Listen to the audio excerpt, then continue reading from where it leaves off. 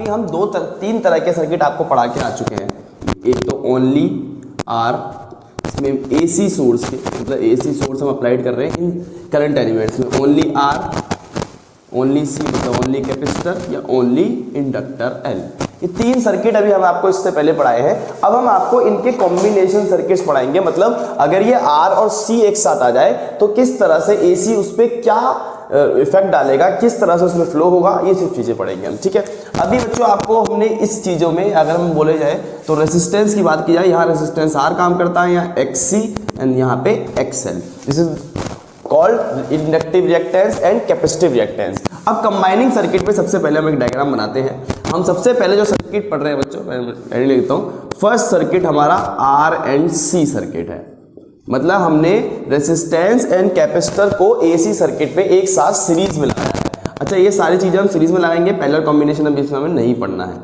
Are and सी जब बच्चों आपका ये एसी सोर्स में अप्लाइड होगा तो हम इसमें देखेंगे जब यहां से करंट की जो वैल्यू होगी वो देखिए, इस जगह पे वोल्टेज वी आर इतने जगह पे और इतनी जगह पे वोल्टेज वी सी है। ये जो वी आर और वी सी है वो इस ईएमएफ सोर्स ऑफ ईएमएफ के एडिशन के इक्वल होगा। हमें पता है टोटल वोल्टेज जो मिलता है वो यहाँ से इस तरह से मिलेगा। इस केस में हम यहाँ पे, अच्छा बच्चों सबसे पहले इनका, अब हम यहाँ पे इनके डायग्राम बनाने से पहले इनके डायग्राम, हम सबसे पहले इनका क्या बनाएंगे, फेजर डायग्राम जो हमने पीछे से बनाए हैं। फेजर डायग्राम बनाने से हमें ये इजीली समझ में आ जाएगा। सबसे पहले हम इसका फेजर डायग्राम बनाएंगे। अब फेजर डायग्राम बनाने के लिए हमें इनकी क्या पता होनी चाहिए, ईएमएफ, और ये किस केस में होता है। देखिए अभी हम आर में पढ़ के आए हैं कि वोल्टेज और करंट दोनों सेम फेज में, तो इस तरह से बना देंगे। वोल्टेज एंड करंट दोनों को हमने सेम फेज में दिखा दिया। अब ओनली सी वाली कंडीशंस में बात की जाए तो ओनली सी में जो करंट होता है वो 90 डिग्री लीड्स करता है और ओनली आर में 90 डिग्री लैग्स होता है। करंट की बात कर रहे हैं हम आई की, ठीक है। तो इसी तरह से बोल सकते हैं कि करंट, तो देखिए हमने ये बना रखा है तो करंट तो हमें यहां बनाना पड़ेगा। अब जो सॉरी करंट देखो ऐसे बनाते हैं, करंट की डायरेक्शन ये रही, क्योंकि बिकॉज करंट की डायरेक्शन ये है तो यहाँ पे भी यही रहेगी, करंट की डायरेक्शन चेंज नहीं होगी। अब इन्होंने बोला था करंट 90 डिग्री लीड्स होता है सी में, तो हमें वोल्टेज क्या बनाना पड़ेगा। तो इन कन्वर्सली हम बोल सकते हैं कि वोल्टेज जो होता है वो 90 डिग्री क्या होता है, हमारा लैग्स होता है करंट के सी सर्किट में। तो इस तरह से बनाया। अब इसका हम बनाते हैं बच्चों आपका फेजर डायग्राम। ध्यान से देखिएगा, फेजर डायग्राम के लिए हम इसका दोबारा एक्सिस बनाते हैं, कोऑर्डिनेट सिस्टम अपनी। अब कोऑर्डिनेट सिस्टम बनाने के बाद हम सबसे पहले आपको फेजर डायग्राम में क्या बनाते हैं, ओरिजिन से हमारी ईएमएफ की लाइन। अब आपको पता है अगर मैं ईएमएफ, अगर ये ओनली आर होता तो करंट जो होता है वो, करंट का जो फेजर होता है वो इसी के ऊपर होता है। हमें पता है दोनों सेम फेज में होते हैं बच्चों। लेकिन ये सर्किट सी है, सी में करंट की जो वैल्यू होती है, अच्छा यहां से जो करंट हमारा बनेगा वो बनेगा I is equals to I naught sine omega T plus five. Current 90 degree ज्यादा होता है लेकिन वो आर जो होगा उसे थोड़ा बहुत कम कर देगा, 90 डिग्री नहीं रहेगा, इसलिए हमने ये 90 डिग्री की जगह फाई मान लिया। This is the phase angle, initial phase angle between किसके बीच का, ई एंड आई के बीच का। तो हम क्या करेंगे, हमें पता है करंट जो होता है वो 90 डिग्री, करंट जो होता है वो हमेशा यहाँ पे ज्यादा होता है, तो इसके हम थोड़ा आगे बढ़ा देंगे आई को। दिस इज आई, ठीक है। अब आई अगर ये हो गया तो आई के साथ ही हमारा क्या है, वी आर, तो हमारा वी आर भी यही हो जाएगा। उसके बाद हमें जो करंट दूसरी चीज बनानी है वीसी की डायरेक्शन, ठीक है बच्चों। अब जो ये वीसी हम बनाएंगे ये कहां बनेगा, ये हमेशा वी आर से 90 डिग्री क्या होगा, देखिए वी आर ये है 90 डिग्री इससे नीचे, दिस इज वीसी। अब अगर पैरेललोग्राम, इसमें अगर आपको देखा जाए तो ये पैरेललोग्राम लॉ बनना है। देखिए डायग्राम मेरा थोड़ा बना नहीं है सही से, लेकिन फिर भी पैरेललोग्राम लॉ बनना है। इसमें ये रिजल्टेंट है और ये दोनों हमारे दो वेक्टर क्वांटिटी बीच के 90 डिग्री का angle by the formula R square is equals to A square plus B square plus 2ab cos theta, cos is equals to 90 degree, तो ये टर्म खत्म। इसके जगह E square is equals to V R square plus V C square. ये बच्चों relation बनता है इसका, लेकिन इससे हमें ज़्यादा यूजफुल हमारे जो फॉर्मूला है इसका वो ये है कि इसमें जो हमारा फॉर्मूला लगेगा, देखिए जैसे हमने यहाँ पे आपको स्टार्टिंग में बताया था कि इन चीज़ों में हमारे रेजिस्टेंस काम करते हैं, तो यहाँ पे बच्चों हमारा रेजिस्टेंस हम नई चीज़ आएंगी जिसको हम Z से बोलेंगे। This is called impedance. Z impedance होता क्या है, इम्पीडेंस जैसे हम बात करें अगर मैं आपको रेजिस्टेंस लगा के दूं 5 एक ही सर्किट में, तो आप इक्विवेलेंट रेजिस्टेंस निकालेंगे तो आप आर इक्यू में डायरेक्टली सीरीज में उसको ऐड कर देंगे। पहले में 1/R में 1/R1 1/R2 इस तरह से ऐड करेंगे।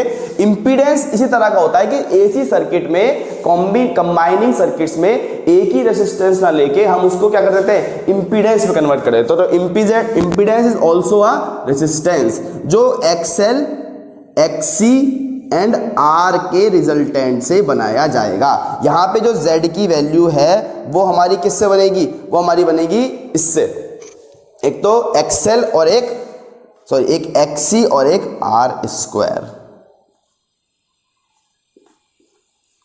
इसको इस तरह से बनाते हैं जैसे E = IR है। हम पे यहाँ पे हम E = इसमें ले लेंगे I × Z² सर्किट का पूरा, ठीक है, क्योंकि ये सोर्स ऑफ है तो इसका जो होगा हमारा रेजिस्टेंस Z हो जाएगा बच्चों। VR की जगह ले लेंगे I × R और इसकी जगह I × XC, स्क्वायर सब में आएगा ही, ये सब कट जाएंगे आपके, तो ये बच जाएगा Z² = R² + XC²। This is the formula of impedance. बिल्कुल आपको उसकी तरह निकालना है जैसे आप कैसे पाइथागोरस थ्योरम में किसी चीज को निकालते हैं। तो बच्चों ये पहला सर्किट आया हमारा RNC। इसी तरह से दूसरा सर्किट अब बताते हैं आपको RNL।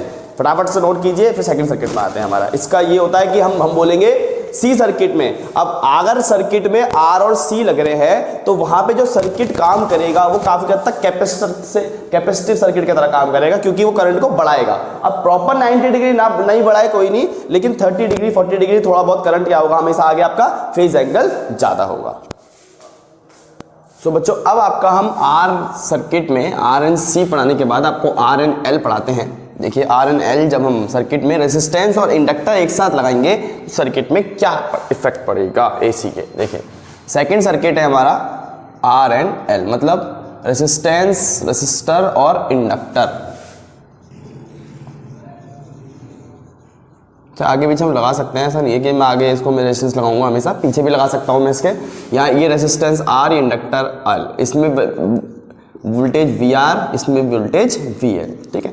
करंट की डायरेक्शन बच्चों दिस वन, तो वोल्टेज भी VR सेम, क्योंकि हमें पता है वोल्टेज, रेजिस्टेंस का वोल्टेज, करंट दोनों सेम फेज में होते हैं, ठीक है। इसी तरह से L के लिए बनाए तो I हमें पता है इस तरह से बनेगा, क्योंकि हमने पहले बना रखा है। और जो VL होगा, यहाँ देखिए करंट जो होता है वो 90 डिग्री लैग्स होता है, तो वोल्टेज क्या होता है 90 डिग्री आगे, तो VL इसमें ऊपर बन जाएगा इस तरह से। अब बच्चों इसका फेजर डायग्राम समझ में आ गया होगा, जिस तरह से मैंने पीछे वाला बताया था बिल्कुल उसी तरह से करना है। अब same to same phasor diagram बनाएंगे इसका हम। इसमें हम फेजर डायग्राम बनाने के लिए इसका यूज करेंगे। देखिए सबसे पहले हम EMF बनाते हैं। अब हमने EMF बनाने के बाद करंट को देखना है। करंट हमें पता है, करंट जो है वो वोल्टेज से इस EMF source E = E0 sin ωt से 90 डिग्री तो VL से लैग्स है, लेकिन इससे जो होगा वो कुछ फाई फेज एंगल लैग्स होगा।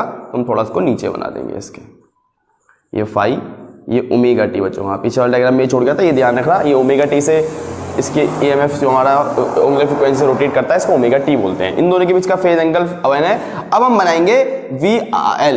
VL जो है वो I से 90 डिग्री पे है, this is VL, 90 degree from I।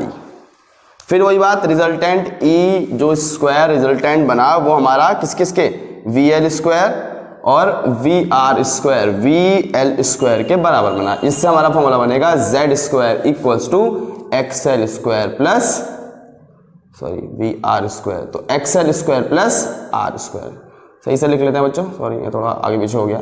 यहाँ पे हम लिख लेते हैं R², यहाँ पे लिख लेते हैं हम XL²।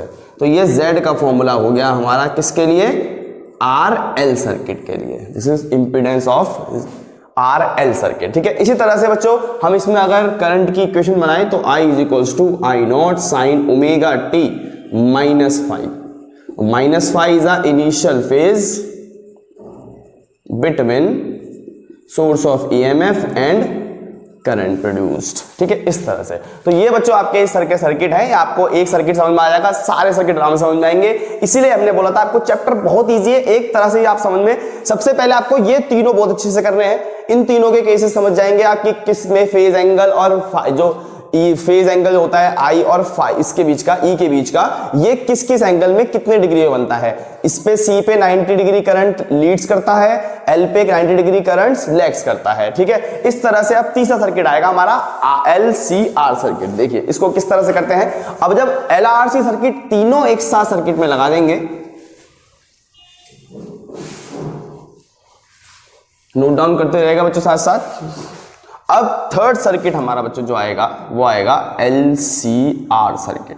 बहुत इंपॉर्टेंट सर्किट है क्योंकि तीनों से ही इसको हम कंडीशन तीनों से ही हम इसको पढ़ेंगे क्योंकि हमने तीनों एक साथ लगा दिए अब सीरीज में।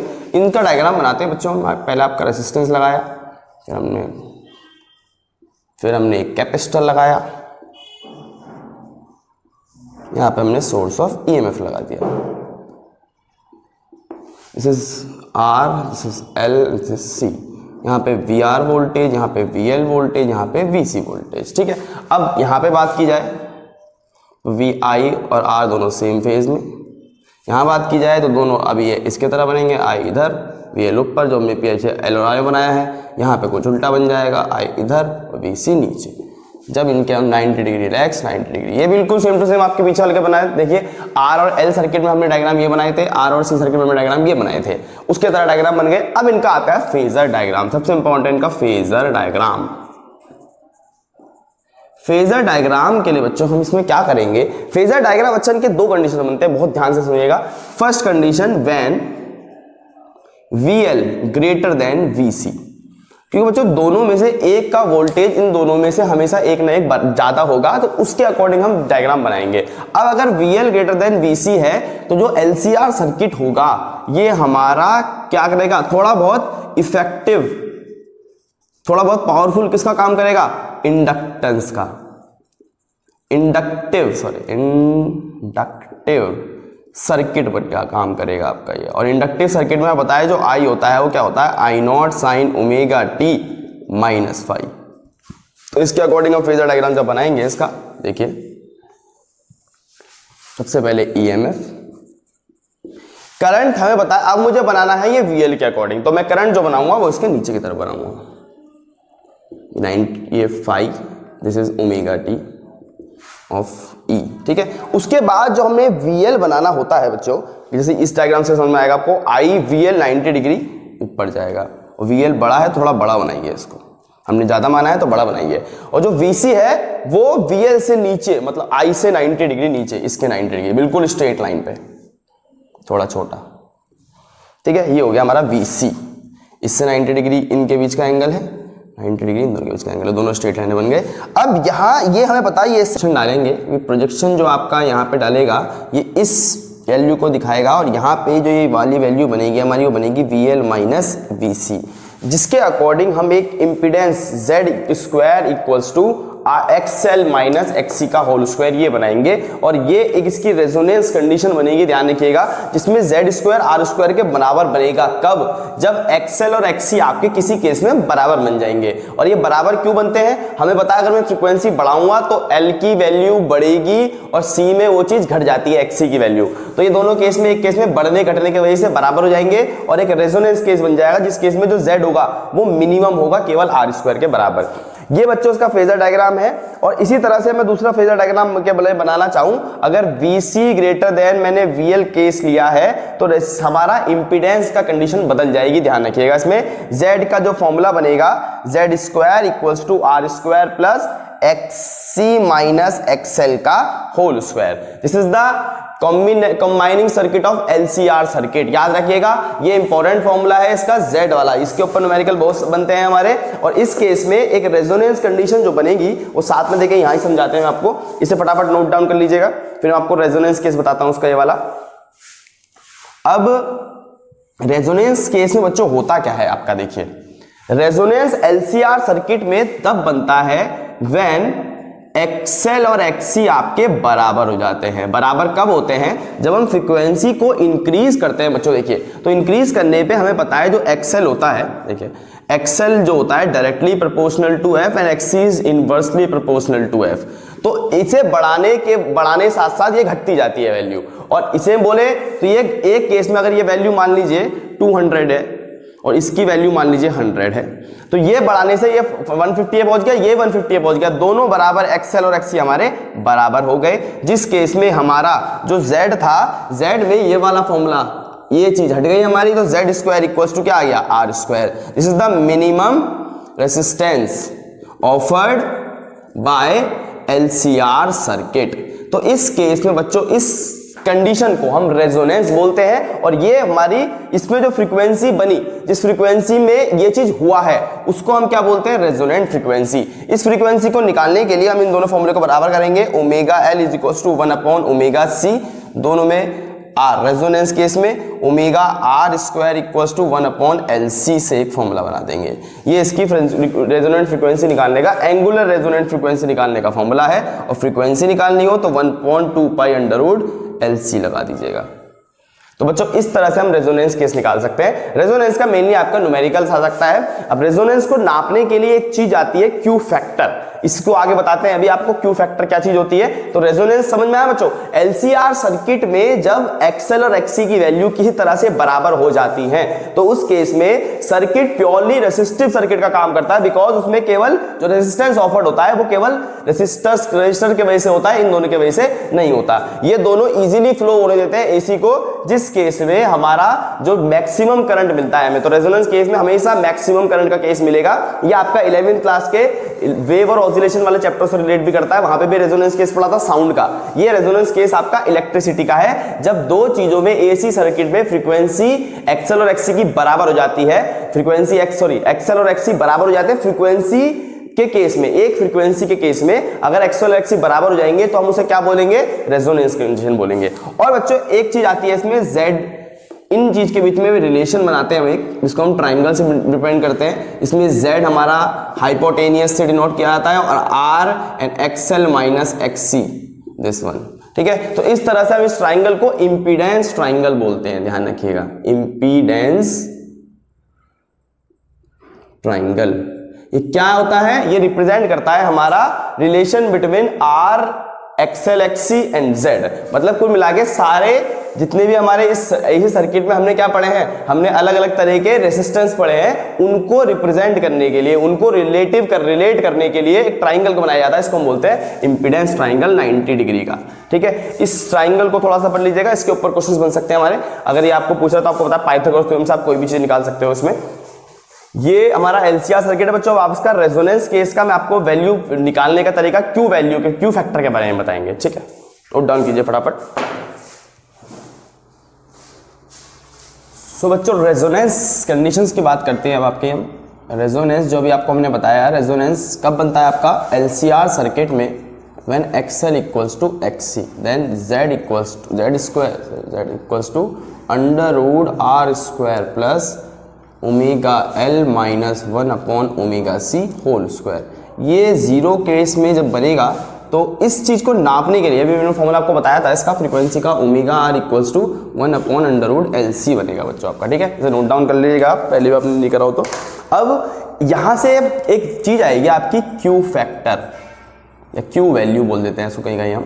अब ये एक हमारा इसको मेजर करने के लिए, रेजोनेंस केस को मेजर करने के लिए एक आपका बोला जाए तो रिप्रेजेंटेशन है, ग्राफिकल रिप्रेजेंटेशन, जिसको हम पढ़ेंगे। देखिए अब हम बोलते हैं z की वैल्यू, अगर ये r की वैल्यू, क्यू फैक्टर का जो फॉर्मूला होता है, Q factor is voltage applied across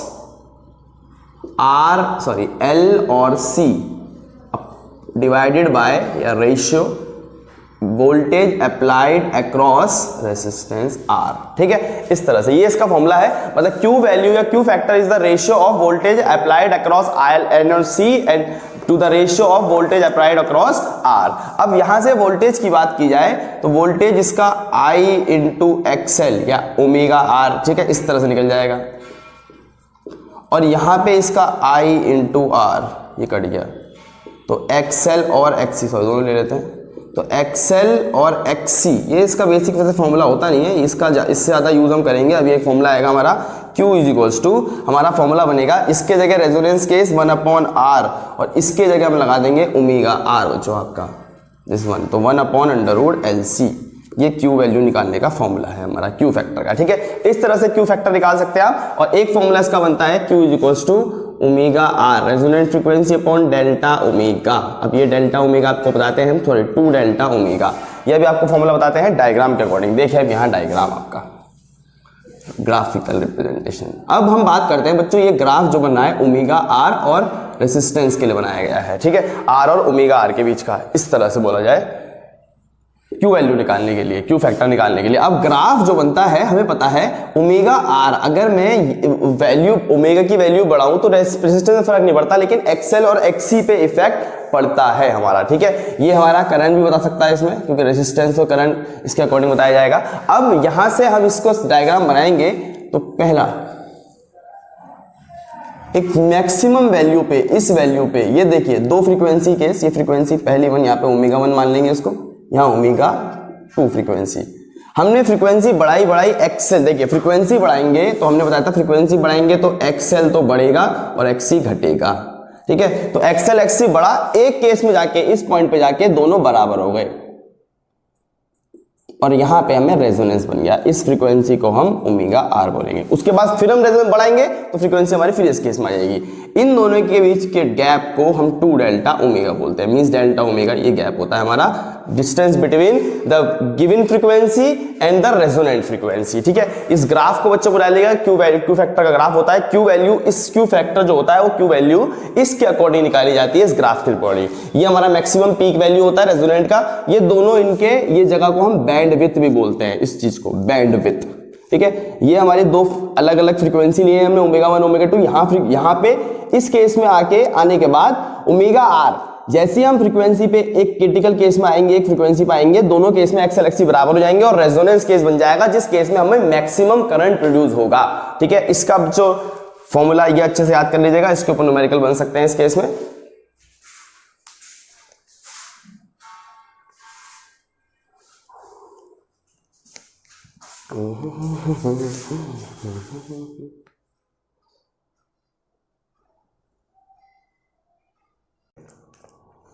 so resonance के बाद बच्चों आपका अब नया टॉपिक, नेक्स्ट टॉपिक आएगा power in an AC circuit.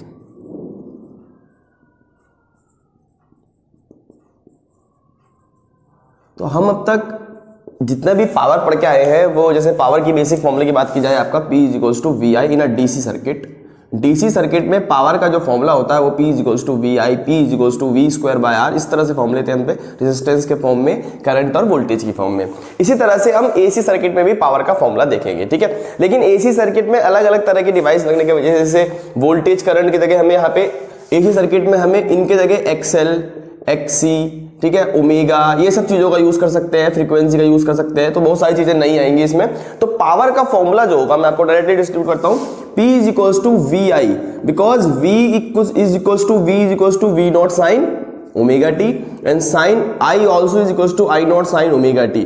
जब बच्चों अब इनका हम डेरिवेशन करेंगे तो P का जो फॉर्मूला आएगा वो आएगा VI, ठीक है। ये V कौन से RMS, ये भी कौन से RMS और साथ में cos phi। What is phi? phi is a initial phase, है ना, इनिशियल फेज बिटवीन इसका I एंड V। I और R जो I और V जो है हमारे, मतलब दोनों जो साइनोसोडियली करंट और साइनोसोडियली वोल्टेज है, उन दोनों का इनिशियल फेज phi होगा। और cos phi is called power factor, इसको बच्चों हम पावर फैक्टर बोलते हैं। देखिए अगर मैं बात करूं, ये एक ऐसा फैक्टर है जो एसी के पावर को बढ़ाने का काम करता है। डीसी में पावर जो होगा वो वोल्टेज और करंट पे डिपेंड करेगा और किसी भी एक्स्ट्रा चीज पे डिपेंड नहीं करेगा, लेकिन यहां पे जो करंट होता है वो पावर फैक्टर phi पे डिपेंड करता है। और इस केस के लिए कुछ केस बनेंगे, जैसे देखें हम बात करते हैं, पहला केस जो होता है only R resistance, R circuit के लिए। तो ओनली आर सर्किट के लिए हमें पता है दोनों सेम फेज में होते हैं, ठीक है। अगर ये बात करें दोनों सेम फेज में है तो इस केस में जो phi की वैल्यू होगी वो होगी सेम फेज के लिए 0 डिग्री, ठीक है। देन P = क्या हो जाएगा, VRMS × IRMS। This is the maximum power produced by AC। Maximum power produced by AC कब होगा, मैक्सिमम पावर कब देगा एसी, जब वो किस में जोड़ा जाएगा, ओनली आर सर्किट में। अब इसी तरह से हम ओनली सी के लिए चेक करते हैं, when only C uses then phi = 90 degree, because हमें इसमें पता है करंट और वोल्टेज जो होते हैं वो क्या होते हैं, 90 डिग्री क्या होता है इसमें, करंट जो होता है वो वोल्टेज से 90 डिग्री अहेड होता है, जिसके इसमें इन दोनों का फेज एंगल, अब अहेड हो या लैग्स हो, एंगल फेज एंगल हमेशा कितना बनेगा, 90 degree. Then cos phi cos 90 equals to 0, so power in a only C circuit equals to also 0। तो हम बात करेंगे इसी तरह से सिमिलरली आपको पता है ओनली L के लिए भी सेम कंडीशन होती है बच्चों, phi equals to 90 degree, then power in a L, इसमें C लिख देते हैं, इक्वल्स टू ऑल्सो 0। तो पावर की बात की जाए, जो पावर होती है किसी भी पावर में लेके एवरेज पावर ना कंप्लीट साइकिल एक AC में ओनली C वाले और R वाले के लिए ऑलवेज 0 होती है, बिकॉज इन दोनों का जो फेज एंगल बनता है बच्चों, जो फाई बनता है जिससे पावर फैक्टर हमारा जनरेट होता है, वो इस कंपोनेंट इसको 0 करके इस पूरे पावर को 0 कर देता है। ठीक है, इस तरह से हम पावर निकाल सकते हैं इस फॉर्मूले में। इन फॉर्मूले को आप नोट के फॉर्म में भी चेंज कर सकते हो, आपकी मर्जी है। आपको पता है VRMS equals to I not upon √2, तो अगर आप करना चाहो तो इसमें कर सकते हो। I नॉट के फॉर्म में 1/2 भी आ जाएगा इसमें। तो ये पावर का फॉर्मूला है, इस साल ज्यादा नहीं आने वाला है ये, लेकिन फिर भी इसको पढ़िए, ये आपका इंपॉर्टेंट चीज है। पावर निकालना बिल्कुल पीछे की तरह है, न्यूमेरिकल्स के लिए बहुत इंपॉर्टेंट टॉपिक है पावर इन AC सर्किट। हम इस तरह से किसी भी सर्किट का पावर निकाल सकते हैं, और हमने देखा मैक्सिमम पावर के लिए, हमें मैक्सिमम पावर लेने के लिए हमें क्या लगाना पड़ेगा, केवल सर्किट में ओनली रेजिस्टेंस, मतलब केवल एक सर्किट में रेजिस्टेंस लगाना पड़ेगा।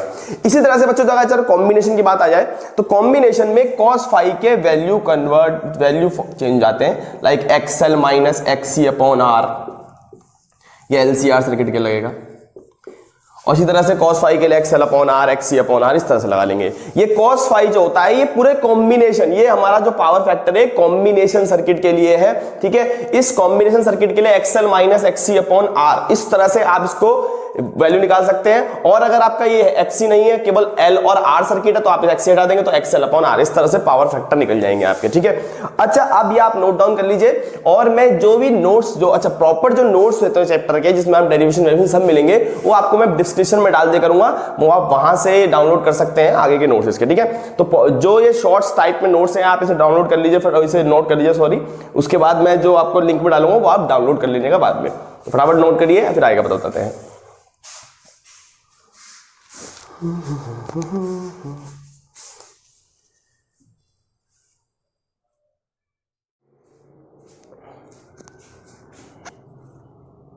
नेक्स्ट टॉपिक आपका LC ऑसिलेशन, जिसमें हम सर्किट में चेक करेंगे कि अगर मैं सर्किट में रेजिस्टेंस ना लगाऊं, केवल L मतलब आपका इंडक्टर और साथ में क्या लगा दें, आपका साथ में इसमें हम एक कैपेसिटर लगाते तो क्या होगा। देखिए, अब हम बात करें कैपेसिटर की, तो कैपेसिटर एक चार्ज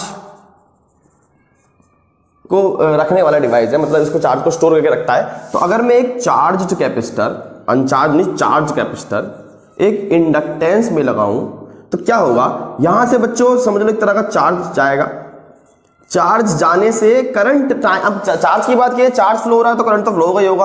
अब इस इंडक्टेंस में जैसी चार्ज या करंट फ्लो होगा, यहां पे क्या करेगा, ये जो होगा ये ऑसिलेशन करना स्टार्ट कर देगा, बिकॉज करंट नहीं चार्ज प्रोड्यूस हो रहा है इसमें, तो ये ऑसिलेशन करना स्टार्ट कर देगा एक फ्रीक्वेंसी से। तो ये होता है हमारा LC ऑसिलेशन। बिकॉज देखो, अगर हम सर्किट में बच्चों रेजिस्टेंस को नहीं लगा रहे हैं, तो करंट को वैल्यू को कंट्रोल करने के लिए, अपोज करने के लिए कोई भी चीज वहां पे नहीं है, तो इस केस में कोई भी सर्किट हमारा नहीं बनता। लेकिन एक स्पेशल कंडीशन बन जाती है जिसे हम बोलते हैं LC ऑसिलेशन। तो LC ऑसिलेशन एक क्या होता है, एक वाइब्रेटिंग डिवाइस बन जाता है, जिसमें हम एक कैपेसिटर को अगर एक इंडक्टर के साथ लगाएं, तो कैपेसिटर उसको अपना चार्ज, इंडक्टर को चार्ज देके इस कैपेसिटर को, इस इंडक्टर को एक वाइब्रेशन प्रोवाइड करवा देगा। वो वाइब्रेशन इसको एक फ्रीक्वेंसी से वाइब्रेट करना स्टार्ट कर देगा, जो रेजोनेंट फ्रीक्वेंसी के बराबर होती है। तो इसका ये फॉर्मूला है रेजोनेंट फ्रीक्वेंसी वाला केस में। डेरिवेशन बहुत बड़ा है बच्चों इसका, इतना अभी डेरिवेशन ऐसे हमें करना नहीं है। तो कैपेसिटर का जो रेजोनेंट फ्रीक्वेंसी होती है वो ये होती है हमारी, बिकॉज इस केस में R जो होता है हमारा खत्म हो जाता है, और काफी हद तक जो सर्किट काम करता है ये हमारा रेजोनेंस सर्किट का काम करता है। XL XC बराबर हो जाते हैं जब इसमें, और जब तक ये कैपेसिटर चार्ज है, और ये अनचार्ज होने के बाद, जैसे इसको अनचार्ज होना स्टार्ट होगा, यहां से चार्ज देगा तो इस जगह पे जाके वाइब्रेशन स्टार्ट हो जाएंगे बच्चों। इसको हम LC oscillation circuit, LC oscillation बोलते हैं, सर्किट नहीं बोल सकते इसको, ये LC ऑसिलेशन कहलाता है, जो हमारा वाइब्रेशंस वाली चीजों में यूज होता है। जैसे हम बात करते हैं बेल्स, जो इलेक्ट्रिक बेल्स होती है, उनमें LC ऑसिलेशन काम करता है। एक कैपेसिटर से हम इंडक्टर को वाइब्रेशन प्रोवाइड करवा जिससे हमारा क्या होता है, वाइब्रेशन से साउंड प्रोड्यूस होता है, जो इलेक्ट्रिक बेल्स होती हैं। इस तरह से ये काम करता है। ये इंपॉर्टेंट इस बार में ज्यादा इंपॉर्टेंट टॉपिक नहीं है क्योंकि ये काफी ज्यादा बड़ा टॉपिक था, तो इसमें थोड़ी थोड़ी चीज आपको इसमें याद कर लेनी है, ठीक है। अब हम बात करते हैं इस चैप्टर का सबसे इंपॉर्टेंट टॉपिक, सबसे लास्ट टॉपिक जो है हमारा ट्रांसफॉर्मर। देखिए बच्चों, तो ट्रांसफॉर्मर की बात की जाए तो ट्रांसफॉर्मर एक डिवाइस है बच्चों। तो आपको डिवाइस पढ़ने का तरीका पता होगा, अगर आपने पढ़ा होगा। हमेशा जब भी हम डिवाइस के बारे में पढ़ते हैं तो पहले उसका हम थोड़ा इंट्रोडक्शन देते हैं कि वो क्या है, क्या काम करता है, इस तरह से। उसके बाद हम उसका प्रिंसिपल बताते हैं, ठीक है, कि किस प्रिंसिपल पे बेस्ड है, किस फिनोमिना, किस कंजर्वेशन ऑफ लॉ, किस चीज पे बेस्ड है वो, ठीक है। यहां पे हम ये बताते हैं। उसके बाद हम इसकी कंस्ट्रक्शन लिख सकते हैं, अगर वो हमारा कंस्ट्रक्टेड डिवाइस है, बड़ा डिवाइस है, थोड़ा समझना है उसको। फिर हम उसकी वर्किंग पढ़ते हैं, देन लास्ट में उसके यूजेस पढ़ते हैं। इसके बीच में कोई एक्स्ट्रा चीज आती है उसकी तो हम पढ़ सकते हैं, लेकिन सीरीज हमारी पढ़ने की इस तरह से होती है, ठीक है। सबसे पहले हम आपको इंट्रोडक्शन से स्टार्ट करते हैं। तो transformer is a device which convert AC into DC, no, which convert high frequency AC into low और low into high। मतलब क्या करती है ये, हमारा जो ट्रांसफॉर्मर है ये क्या करता है, फ्रीक्वेंसी, या फिर हम बोल सकते हैं फ्रीक्वेंसी बढ़ाता है, एसी की वैल्यू बढ़ाता है। पावर फ्रीक्वेंसी बढ़ेगी तो आपको पता है पावर बढ़ेगी, सब कुछ चीजें बढ़ेंगी हमारी इसमें, ठीक है। ट्रांसफॉर्मर एक डिवाइस है जो एसी की वैल्यू को बढ़ाने और घटाने का काम करता है। मतलब एसी वोल्टेज और एसी करंट ये दोनों ही चीजें चेंज करता है, क्योंकि फ्रीक्वेंसी चेंज होगी तो एसी वोल्टेज और एसी करंट चेंज होगा bye the formula I = I not sin omega t and bye the formula V = V not sin omega t से, ठीक है। तो हम बोल सकते हैं ट्रांसफॉर्मर एक डिवाइस है जो हमारा क्या करता है, जो कन्वर्ट करता है हमारे एसी की वैल्यू को, मतलब उसकी वैल्यू को बढ़ाने और घटाने का काम। बढ़ाने, अच्छा ये बताने, बढ़ाने और घटाने का काम करता है। तो ये दो तरह का होता है ट्रांसफॉर्मर, 2 टाइप्स का होता है, एक तो स्टेप अप और second step down. Step up का मतलब उसको इंक्रीज करेगा और स्टेप डाउन मतलब उसकी वैल्यू को डिक्रीज कर देगा, ठीक है। अच्छा, ये जो इसका जो मेन फिनोमिना होता है, ये करंट बढ़ाता है या वोल्टेज बढ़ाता है, ये चीज और, क्योंकि करंट और वोल्टेज दूसरे के इनवर्सली होते हैं। अगर करंट को बढ़ाएंगे तो वोल्टेज घटेगा, वोल्टेज को बढ़ाएंगे तो करंट घटेगा। तो इस केस में हम बात करते हैं ट्रांसफॉर्मर प्रॉपर केस में, जो हमारा मैंने आपको स्टार्टिंग में बताया था बच्चों, जो सबसे इंपॉर्टेंट चीज होती है करंट ना छोड़ के हम क्या ले सकते हैं, वोल्टेज। तो प्रॉपर केस में ये वोल्टेज को इंक्रीज डिक्रीज करता है, इंक्रीज भी और डिक्रीज भी। इस वोल्टेज के अकॉर्डिंग करंट हमारा खुद चेंज जाएगा। मतलब अगर वोल्टेज बढ़ रहा है तो करंट घट जाएगा, और वोल्टेज अगर हम घटा रहे हैं तो करंट बढ़ जाएगा, ठीक है, इस तरह से। अब दो तरह के ट्रांसफॉर्मर है, स्टेप अप, स्टेप डाउन। तो ये वोल्टेज इंक्रीज करता है और वोल्टेज डिक्रीज करता है बच्चों आपका। इसी तरह से ये करंट को क्या करेगा, करंट को डिक्रीज करेगा और ये करंट को इंक्रीज करेगा। इस तरह से हम दो चीजें पढ़ेंगे। अब बात रही प्रिंसिपल की बच्चों, तो प्रिंसिपल ये इस चैप्टर में जो हम पढ़ के आए हैं, लास्ट टॉपिक, अभी जो मेन पॉइंट टॉपिक था म्यूचुअल इंडक्टेंस।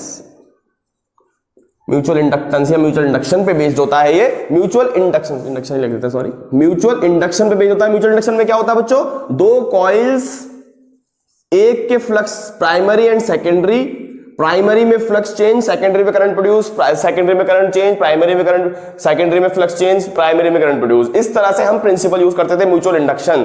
तो म्यूचुअल इंडक्शन के फिनोमिना में बेस्ड होता है, मतलब हमारे ट्रांसफॉर्मर में दो कॉइल लगेंगी, जो प्राइमरी होगी और दूसरी कौन सी होगी, सेकेंडरी। एक की वैल्यू में करंट को हम क्या करेंगे, एक में हम करंट और वोल्टेज को बढ़ाएंगे घटाएंगे, तो दूसरे में हमारा करंट और वोल्टेज बढ़ेगा घटेगा। अब हमने म्यूचुअल इंडक्शन में ये देखा था कि म्यूचुअल इंडक्शन की कुछ लिमिटेशंस होती है। म्यूचुअल इंडक्शन में जब हम इस प्राइमरी कॉइल में, कंसीडर इस प्राइमरी कॉइल में और ये सेकेंडरी कॉइल में, प्राइमरी कॉइल में अगर मैं कोई करंट, अगर मैं मैग्नेटिक फ्लक्स में चेंज लाऊंगा तो ये एयर होने की वजह से, जगह खाली होने की वजह से, इस जगह में यहां पे कोई मैग्नेटिक फ्लक्स लीकेज हो जाएगा। तो पूरी तरह से यहां पे बच्चों उसका मैग्नेटिक फ्लक्स चेंज नहीं हो पाएगा, तो करंट प्रोड्यूस नहीं हो पाएगा। तो ये कुछ हमारी मतलब बोल सकते हैं लिमिटेशंस है म्यूचुअल इंडक्शन की। इसी को इस ट्रांसफॉर्मर में दूर किया जाएगा कुछ कुछ चीजों का यूज करके। हमें एडीज करंट को प्रिवेंट करना है, हमें बहुत सारी चीजें लॉस होती है इसमें, उसको प्रिवेंट करना है। तो बात की जाए basic of transformer, transformer is a device which increase और decrease the AC current voltage, मतलब साइनसोइडल जो वोल्टेज होता है उसको चेंज करने के काम आता है। अब बात रही बच्चों हमारी इसकी कंस्ट्रक्शन की, तो कंस्ट्रक्शन बहुत इजी होती है। कंस्ट्रक्शन में इसको हम दो टाइप से पढ़ते हैं, first core type and second is a shell type. पहला हमारा कोर टाइप होता है, सेकंड हमारा सेल टाइप होता है। बच्चों यहां तक नोट डाउन करिए इसको, फिर मैं इसको थोड़ा रब करके दोबारा यहां तक का नोट डाउन कर ले फटाफट, उसके बाद फिर आगे दिखाते हैं आपको।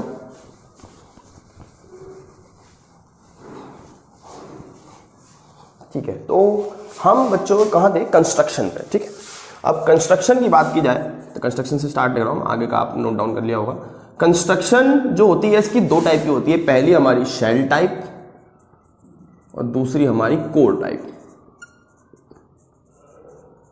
ठीक है, इस तरह से हम दो चीजें बनाते हैं। एक केस में हम इसको क्या करते हैं, देखिए मैं आपको डायग्राम बना के दिखाता हूं। एक केस में हम लिम्स होते हैं, ये स्ट्रेट रॉड को लिम्स बोलते हैं। एक केस में हम एक इसके ऊपर इस तरह से और यहां से एक दूसरे के ऊपर, प्राइमरी और सेकेंडरी। एक तरीका होता है दो अलग अलग लिम्स बना लिए इंटरकनेक्टेड करके, एक पे इस पे ये लगा दिया प्राइमरी, एक पे ये सेकेंडरी, ये इंटरकनेक्टेड ऐसे, ये प्राइमरी और सेकेंडरी। ठीक है, ये हमारे होते हैं दो टाइप्स। ठीक है, ये हमारा हो गया ये हो गया हमारा शेल टाइप, और ये होता है हमारा कोर टाइप। ये अलग अलग रेडियो में लगने वाले, टेलीविजन में लगने वाले इस तरह से होते हैं, हम अलग अलग यूज करते हैं कोर टाइप शेल टाइप के लिए। ज्यादातर जो मॉडर्न ट्रांसफार्मर है आजकल के जो हमारे चल रहे हैं वो कोर टाइप में यूज किए जाते हैं। मॉडर्न ट्रांसफार्मर में कोर टाइप का यूज करते हैं। ठीक है, तो ये हमारे दो टाइप की से कंस्ट्रक्शन हो गई। अब बच्चों कंस्ट्रक्शन के बाद जो मेन चीज आती है इसकी, वो होती है इसकी वर्किंग। अब हमने कंस्ट्रक्शन में देखिए, चलिए मैं इसको ये वो कर देता हूं। देखिए अब बात करें इसकी वर्किंग की, तो बच्चों वर्किंग में अगर हम आते हैं, अकॉर्डिंग टू वर्किंग में आपको बताया मैं, जैसे ये दो हमारी प्राइमरी, मैं इसमें some normal primary secondary coils बनाता हूं। Number of turns N1 consider करते हैं, इसमें number of turns N2 consider करते हैं। एसी करंट फ्लो होने से इसमें हमारा फ्लक्स चेंज होगा, जिसके वजह से एक प्राइमरी में करंट EMF प्रोड्यूस होगा, जिसे हम E1 equals to N1 according to Lenz और पूरा बना दे तो E1 इक्वल्स टू d∅/dt। ठीक है, ये EMF इस वाले, ये जो फ्लक्स चेंज हुआ, ये फ्लक्स चेंज इसमें भी सेम टू सेम हुआ। अभी हमने तो बताया विदाउट लीकेज इसका फ्लक्स चेंज इसके फ्लक्स चेंज में चला जाता है, तो यहां जो EMF प्रोड्यूस हुआ वो हुआ -N2 d∅/dt। d∅/dt सेम होगा, फ्लक्स चेंज सेम है। इन दोनों को अगर मैं डिवाइड करूं तो E2/E1 कंपेयर करने के लिए N2/N1 के बराबर आ जाएगा, जिससे हमें एक फॉर्मूला मिल गया कि अगर मुझे EMF कंपेयर करना है तो EMF कंपेयर करने के लिए मुझे N2/N1, मतलब जो EMF होता है इसमें प्राइमरी और सेकेंडरी में, वो उनके डायरेक्टली प्रोपोर्शनल के बराबर होता है, किसके, नंबर ऑफ टर्न्स के। तो मतलब मैं जितना नंबर ऑफ टर्न्स इंक्रीज करूंगा उतना ही मेरा ट्रांसफार्मर अच्छे से काम करेगा। अब बच्चों स्टेप अप स्टेप डाउन के लिए क्या कंडीशन होती है, स्टेप डाउन के लिए हमारी जो N1 की वैल्यू होनी चाहिए वो ग्रेटर देन होनी चाहिए N2 से, और अभी बताता हूं मैं इनको क्यों होनी चाहिए। स्टेप अप के लिए जो हमारी N2 की वैल्यू होनी चाहिए ग्रेटर देन होनी चाहिए N1 के। देखिए बिकॉज स्टेप अप का मतलब है यहां पे 20 वोल्ट और यहां पे 30 वोल्ट। ठीक है, स्टेप अप की बात करते हैं इसकी, तो ये अगर 30 वोल्ट तभी होगा जब यहां पे हमने पढ़ा डायरेक्टली प्रोपोर्शनल वोल्टेज होगा किसके, नंबर ऑफ टर्न्स के। तो अगर मैं N2 को ग्रेटर देन रखूं तो ही ये 20 का 30 मिलेगा हमें, और अगर मैं N1 को ग्रेटर देन रखूं तो ये मुझे 20 होगा, तो ये मुझे 30 मिलेगा। बिकॉज नंबर ऑफ टर्न्स क्या है, डायरेक्टली प्रोपोर्शनल टू EMF, तो EMF डिपेंड करेगा डायरेक्टली प्रोपोर्शनल में। तो मगर मुझे स्टेप डाउन करना है, मुझे यहां पे वोल्टेज कम चाहिए, तो मैं N1 को ज्यादा रखूंगा इस नंबर ऑफ टर्न्स को, तो इसका EMF ज्यादा होगा। N2 को कम रखूंगा तो इस वजह से इसका EMF भी कम आएगा। ये दो केसेस है बच्चों हमारे स्टेप अप स्टेप डाउन को याद करने के तरीके नंबर ऑफ टर्न्स से। ठीक है, इस फॉर्मूले से एक फॉर्मूला और बन जाएगा, because E is inversely to I, then I1/I2 equals to N2/N1। ठीक है, बिकॉज EMF जो होता है वो करंट के इनवर्सली होता है, तो I जो अगर मैं करंट से रिलेट करूं कि करंट कितना प्रोड्यूस हुआ इसमें, वो इसके इनवर्सली केस में आएगा। इसलिए हमने बोला स्टेप अप जो करता है वोल्टेज को इंक्रीज और करंट को डिक्रीज, देन वोल्टेज को डिक्रीज, करंट को इंक्रीज, डाउन ऊपर लिख दिया मैंने, और वोल्टेज इसमें इंक्रीज और करंट इसमें डिक्रीज। तो इस तरह से हमारा ट्रांसफार्मर बच्चों काम करता है वर्किंग में। ठीक है, लेकिन ये करने के बाद भी कुछ प्रॉब्लम ऐसी होती है, जैसे मैंने आपको बोला सबसे बड़ी प्रॉब्लम इसमें ये है, इसके फ्लक्स लीकेज में क्या बोला, ये फ्लक्स लीकेज होना इसका, या फ्लक्स का थोड़ा बहुत कम हो जाना, और भी चीजें होती हैं। तो इन सब लॉसेस के बारे में बात करते हैं कि हम ट्रांसफार्मर में कौन कौन से हमारे लॉस आते हैं बच्चों। ठीक है, देखिए सबसे पहले हम बात करते हैं ट्रांसफार्मर के लॉस की। तो लॉस के कुछ पॉइंट है, इसको मैं पहले रब डाउन कर लूं।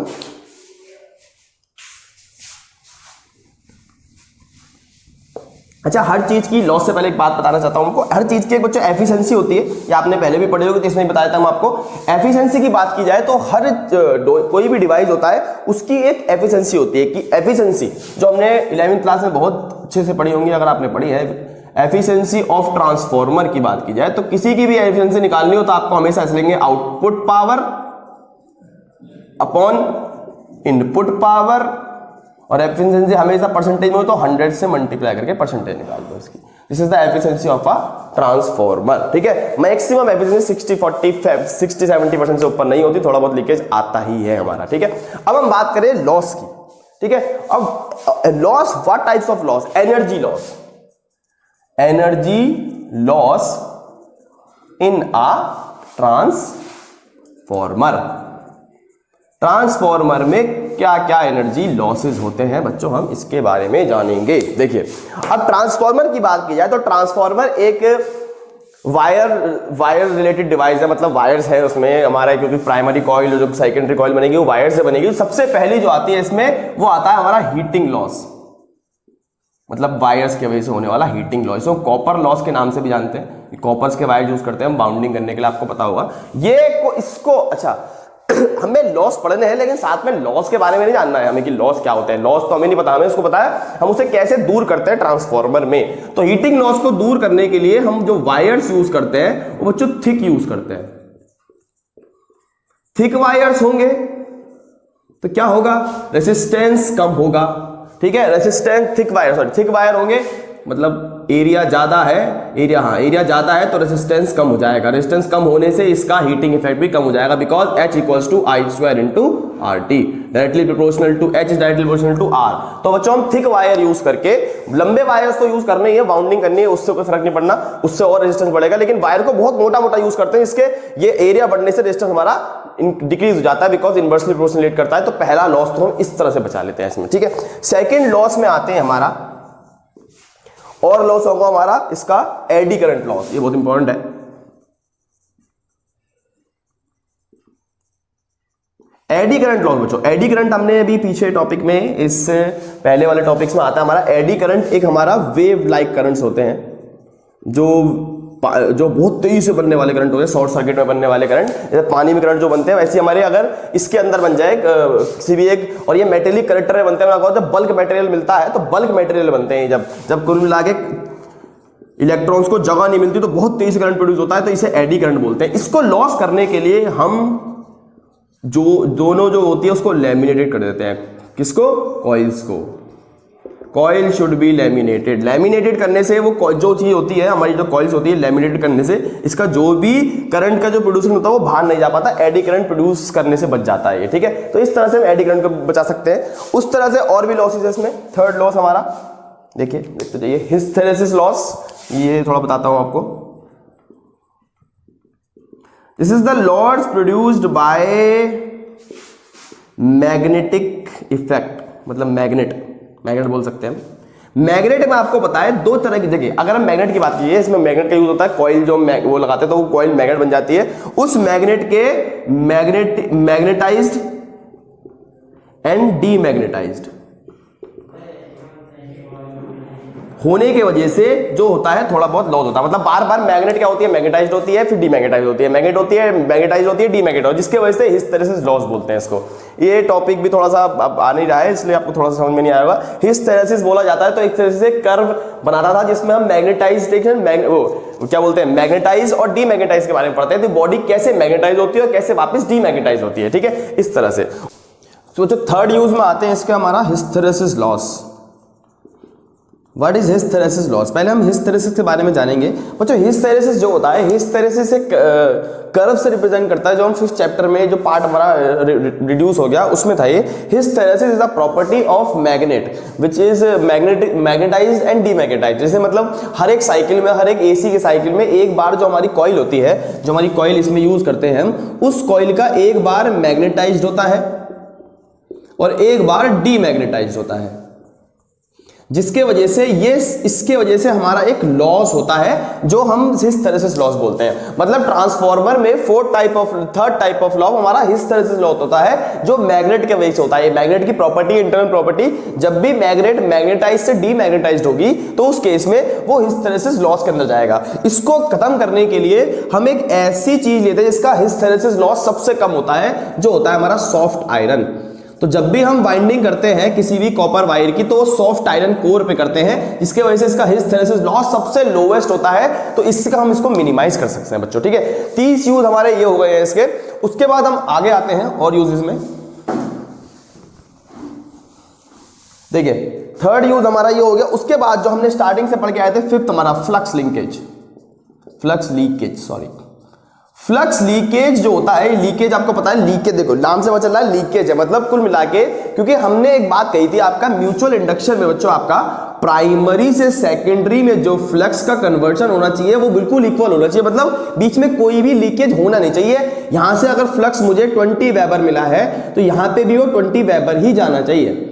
अगर नहीं जा पाया तो फिर हमारा म्यूचुअल इंडक्शन पूरी तरह से प्रोसेस नहीं हो पाएगी। तो फ्लक्स लीकेज को मिनिमाइज करने के लिए, फॉर मिनिमाइज दिस, हमें एक शेल टाइप का यूज करना पड़ता है, जिससे हम एक ही लिंब में एक दूसरे को कर देते हैं, जिसके वजह से इनका इंटरकनेक्शन होने की वजह से इस लिंब से बाहर कभी भी कोई चीज जा नहीं सकती, तो फ्लक्स हमारा लीकेज बच जाएगा। मतलब कुल मिला के अगर मुझे फ्लक्स लीकेज को मिनिमाइज करना है तो मुझे ट्रांसफार्मर को सेल टाइप में बनाना पड़ेगा। मतलब एक ही लिंब में उसको दोनों कॉइल्स को लगाना पड़ेगा बच्चों, ठीक है। आगे हम आते हैं इसका फिफ्थ लॉस इज बहुत इंपॉर्टेंट है बच्चों, अच्छे से कर लीजिएगा। फिफ्थ लॉस हमारा ह्यूमिंग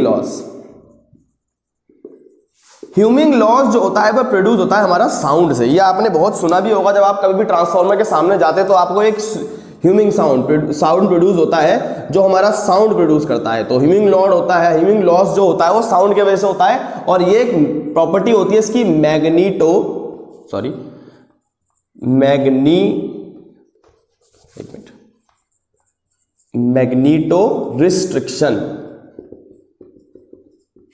मैग्नेटोस्ट्रिक्शन एक प्रॉपर्टी होती है जो हमारा हमिंग साउंड को प्रोड्यूस करती है। मतलब एक प्रॉपर्टी ट्रांसफार्मर की जिसके वजह से वो देखिए ये मैग्नेटोस्ट्रिक्शन होती क्या है, एसी साइकिल में जो अभी हमने आपको बताया, मैग्नेटाइज्ड और डीमैग्नेटाइज्ड होने की वजह से हमारा एक प्रॉपर्टी मैग्नेटोस्ट्रिक्शन होती है, जिसके वजह से ये साउंड प्रोड्यूस करता है। और इसको मिनिमाइज करने के लिए कोई भी तरीका होता नहीं है हमारा। मतलब कुल मिला के अगर वो साउंड प्रोड्यूस कर रहा है तो उससे कोई ना कोई एनर्जी वेस्ट होगी, लेकिन इतनी ज्यादा एनर्जी वेस्ट नहीं होती ह्यूमिंग साउंड से। और ये एक इंटरनल प्रॉपर्टी है, इसको हम कम भी नहीं कर सकते, ये तो हमारी जैसे है मतलब बढ़ती जाएगी। This is the humming loss, sound produce by a transformer, ठीक है। ये तो बच्चे इसके हो गए हमारे कि किस तरह से इसमें एनर्जी लॉस होता है। मतलब ट्रांसफार्मर एक डिवाइस है जो एसी की वोल्टेज को बढ़ाने घटाने का काम करता है, लेकिन कुछ लॉस भी करता है, ठीक है। अब आते हैं इसके जो मेन चीज है सबसे लास्ट में, इसके यूजेस। ट्रांसफार्मर के कहां यूज करते हैं बच्चों, आपने बहुत जगह सुना होगा। ट्रांसफार्मर के बेसिक यूज है हमारे रेडियोज में यूज होता है, इसको तो मैं आपको ऐसे बता देता हूं। रेडियो में यूज होता है, टेलीविजन में यूज होता है, ठीक है। टेलीविजन टीवी लिख देते हैं हम सीधा शॉर्ट फॉर्म में। टेलीविजन, रेडियोस, इन सब में यूज होता है हमारा। और भी बहुत सारी चीजों में यूज होता है। जैसे हम बात करते हैं इस तरह से, अगर ये बात करें, इस टाइप ऑफ ट्रांसफार्मर जो होता है वो आपका इंडक्शन एक आपने पढ़ा होगा चीज, इंडक्शन।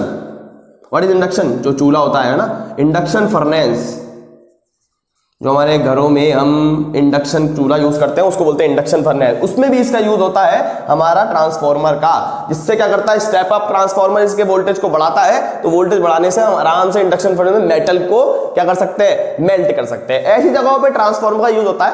यूजेस आप और भी पढ़ सकते हैं बुक में से, मैं आपको अच्छा मैंने जो आपको बताया, मैं डिस्क्रिप्शन में बच्चों पूरे चैप्टर के आपके लॉन्ग टाइप्स नोट्स डाल दूंगा, जिसमें आपको साथ में न्यूमेरिकल भी मिलेंगे। उसके बाद मतलब हर टॉपिक के बाद आपको न्यूमेरिकल मिलेंगे, वो आप डिस्क्रिप्शन में से डाउनलोड कर सकते हैं। हर चैप्टर के प्रॉपर नोट जिसमें डेरिवेशंस वेरिएशंस सब आपको मिलेंगे, ठीक है। अब एसी चैप्टर का मैं ये सेकंड पार्ट जो मैं आपको अपलोड करूंगा, तो इसके साथ में आपके नीचे इसके डिस्क्रिप्शन में इसका लिंक डाल दूंगा आपको नोट्स का, तो आप वहां से डाउनलोड करके नोट्स आपको अपने कॉपी कर सकते हैं। वो आपके प्रॉपर, ये मैंने आपको शॉर्ट टाइप्स में आपको चैप्टर एसी को कंप्लीट कराया है। आप प्रॉपर तरीके से पढ़ना चाहिए तो आप नोट्स से उसमें पढ़ सकते हैं। आपको पूरी डेरिवेशंस वेरिएशंस एक आराम से समझ में आ जाएंगे, ठीक है।